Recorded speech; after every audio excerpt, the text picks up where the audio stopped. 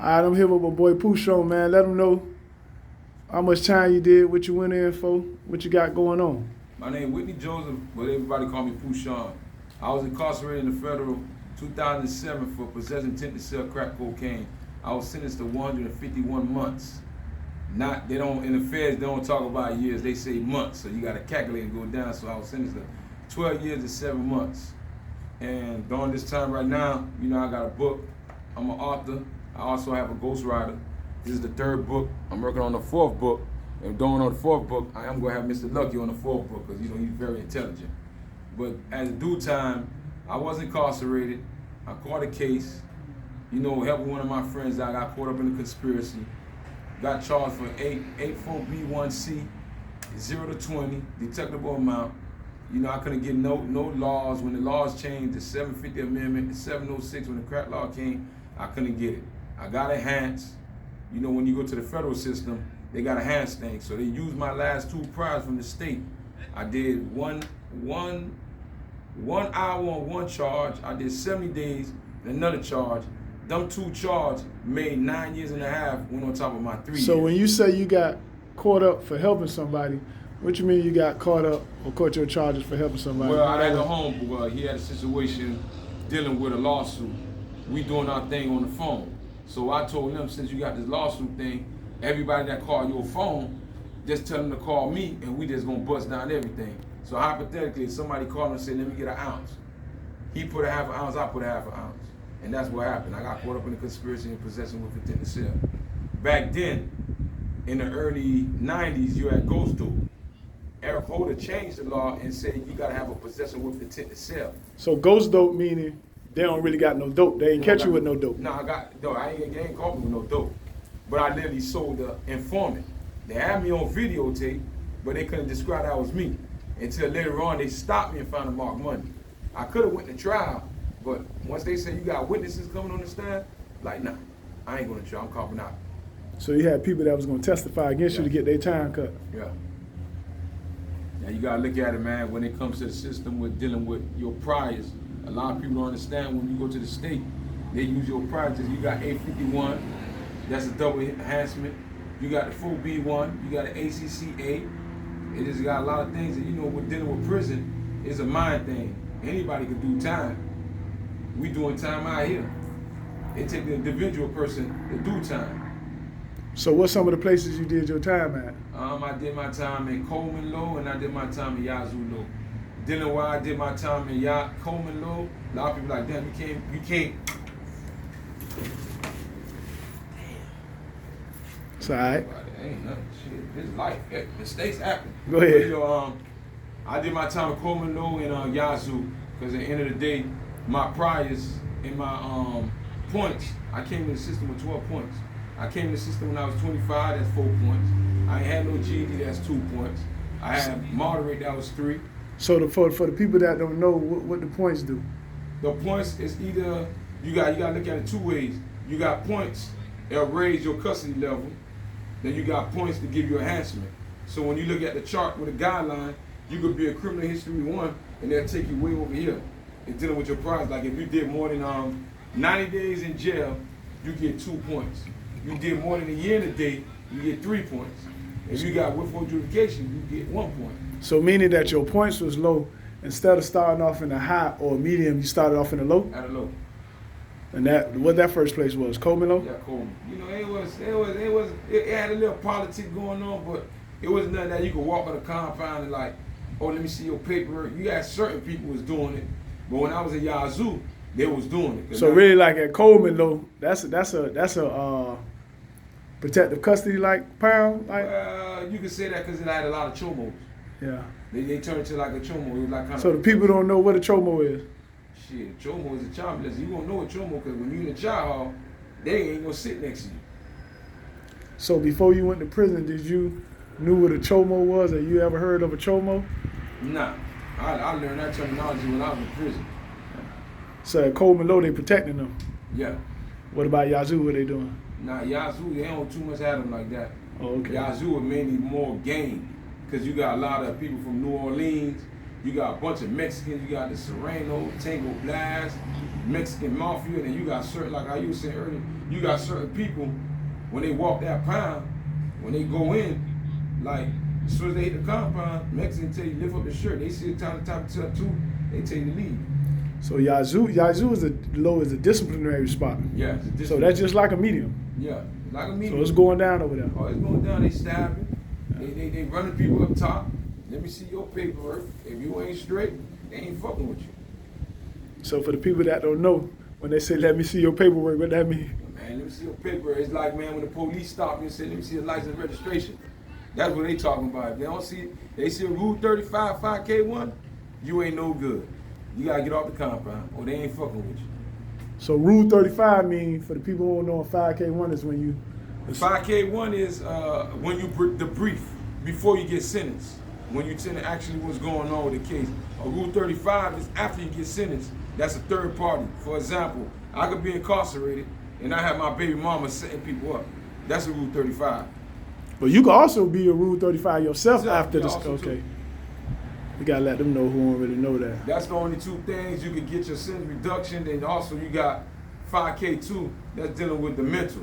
That ain't dealing with ratting. Then you got the safety valve to bring over. At the end of the day, it's up to the judge discretion.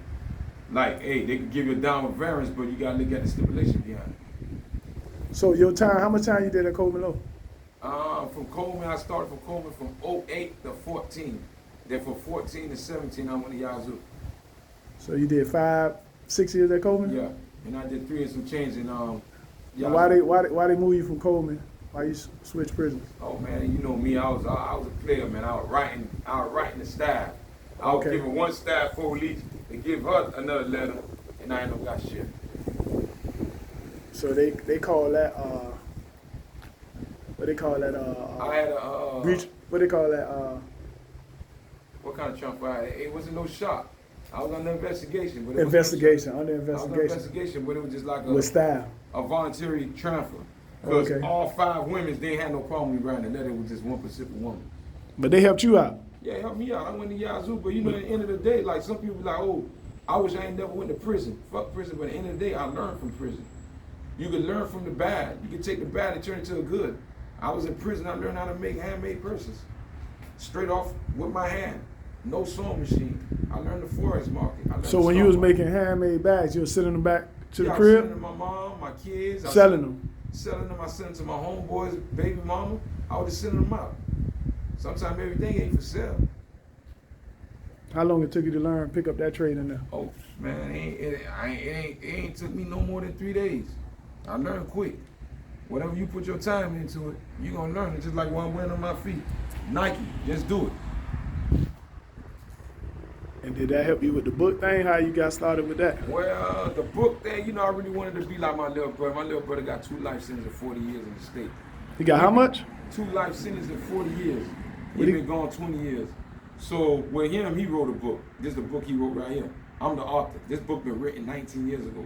So I wrote a book. So I gave my brother the book so he could format it. For some reason, he ain't like the way how the book looked like. So he just said, leave that book alone.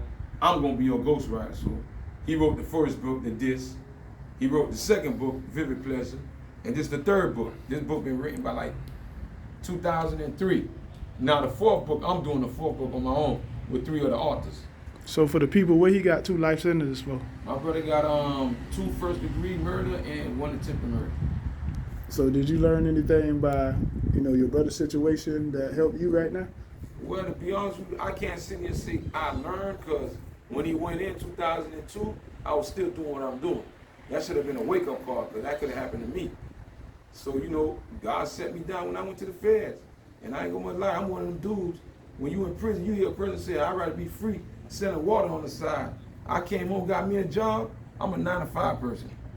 I love my job. I work for Publix Warehouse. I ain't going nowhere. You work for Publix Warehouse? Oh, yeah. I work for Publix Warehouse. I used to be a selector. Now I'm a motorman / receiving, and I'm on the waiting list to drive trucks. I ain't going nowhere. The only way I'm leaving Publix if I win the lotto or I become a millionaire off these books.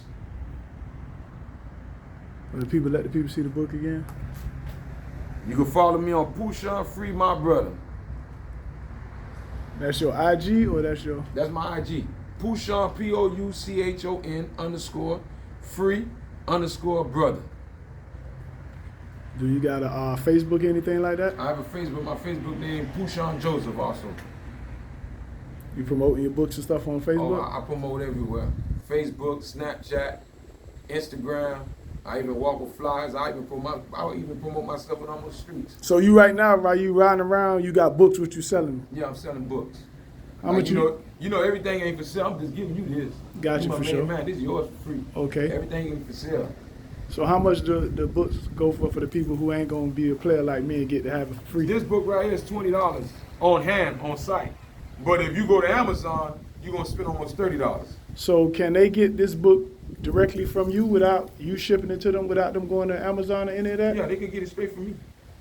How they go about doing that? If you in the local area like Dade, Broward, and Palm Beach, I can work with you.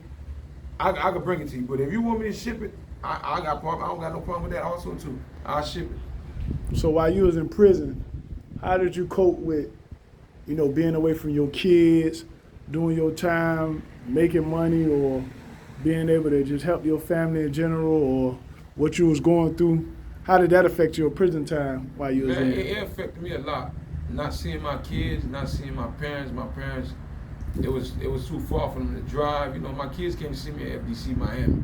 But mentally, I wasn't really there at first, the first 2-3 years. I had to meet up with an old school guy. I met Blade and JR, the Shaq Rack, and one of my brothers named Kevin Alexander. I spoke to them, and then they taught me little things like read more books, go to the work yard, work out. I ended up working in the kitchen, take some burden off my family and friends. Like if I call one of my friends, hey, send me $100, I'll hit them up 3 more months. I sold my purse. I was selling fruit salad on the compound. I was selling banana pudding. I was finding a way how to make. So what you mean fruit salads? Where you was getting fruit salads from? Man, I was stealing out the kitchen. I used to work in the kitchen. I used to be working for Common Fare. I was the grill man.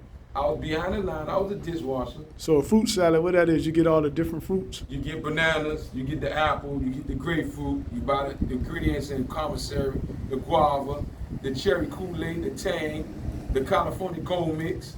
You mix it up, you put it in a big bag in a bucket, you tie it up, you mix everything, you put it on ice, you let it sit down, it fall like sludgy. You put the peanut butter jar, you put it in the bucket, you start selling it, $3. So you selling a peanut butter jar for $3, Yeah, fruit $3. salad? Was you good at that? Oh yeah, I was the best on the compound. Everybody know Pouchon and Coleman, the boy that walked with a lip with the big dreads in his head. So you took your same street mentality hustle And brought it on the streets and start selling this. Like, I ain't gonna lie to you. Anybody could do this. Anybody could be an author. I got a couple of friends right now in prison right now, they want to publish their books. They want me to be the author. I'm like, nah, I got too much going on. Find somebody that you feel like that's reliable, could end up doing it. But it's the same thing like the music thing. You got certain artists be writing music for some people. Ball Greasy write music for people. Neo write music for people. Rick Ross write music for people. It's the same thing like this. And my brother, the ghost author, the ghost writer, and I'm the author. You got a message for the people you want to let them know? Hey man, one thing I can just tell you, magnify all the good things that's in you and let it suppress all the wrong things. There's one thing I learned in life, you can make the choice, but you can't control the consequence. So do you regret anything you did? Nah, I won't say I regret. Would you change anything? If I could go back and change anything, I should have stayed in school and never became a father. A lot of people maybe don't understand. When I was in the 3rd grade, my teacher asked me first what I wanted to be when I grew up. I said, a police officer, a lawyer, and an ice cream truck driver. And for some reason, I looked at Zopan and Sap Boys growing up, and I wanted to be a drug dealer. So the fast money, that's what you saw. Yeah. Do you think you'll be here right now, or where you think you'll be if you stayed in school and finished school, or been a police officer or something like that? I think I'd have been a lawyer. Think you'd have been a lawyer? Debate. Yeah, I like to debate. I like to talk. I voice my opinion, but at the end of the day, I love to disagree also too. Because you can learn from when you disagree. You can see it from somebody else's perspective. So when you say lawyer, they got prison lawyers. Was you going to the library looking up cases, helping people? I did. Like when after I got sentenced, I met somebody named Carlos from the Knights, down the street from the Knights in the graveyard. And he taught me, I did my own, I did 2255, I did 2251, 2241, I did the COA with the Supreme Court. Like I learned, I know the law. So the people that don't know 2255, those are you filing motions. Yeah, you file motions. You know, infect the consul, you got a direct appeal. So once after you get sentenced, you got within 10 days after you get sentenced for your attorney, if you got a private lawyer or you got the public defender, they got to file to get the direct appeal. Once you do your direct appeal, if you get denied, you also could go to 2255, 2241, or you go to Supreme Court. But sometimes a lot of people like to attack their priors. So now you go into the state, you got to file a 3.850 post-conviction. But with Florida law, you got a time bar, 2 years. So whenever you caught that case, like hypothetically, I caught a case 2004, a drug case. I couldn't beat it because they say time bar, 2 years. 2004 to 2006 is out the window. I can't use it. So since you left prison, you did any law work out here?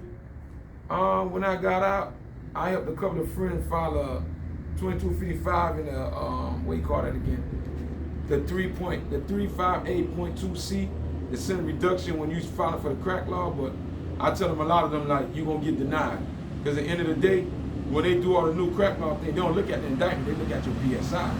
They see how much accountable you hold in the PSI, they look at the indictment.